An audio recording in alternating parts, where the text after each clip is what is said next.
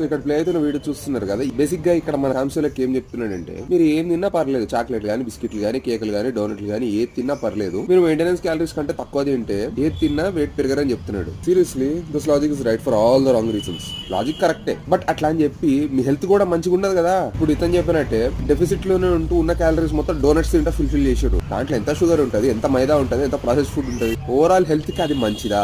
Let's say మీరు overall గా muscle growth అయినా చేద్దాం అనుకుంటున్నారు, దానికి ఏమైనా యూస్ఫుల్ గా ఉంటుందా? ఏమైనా హెల్త్ బెనిఫిట్స్, న్యూట్రిషనల్ బెనిఫిట్స్ ఉన్నాయా? లేదు కదా.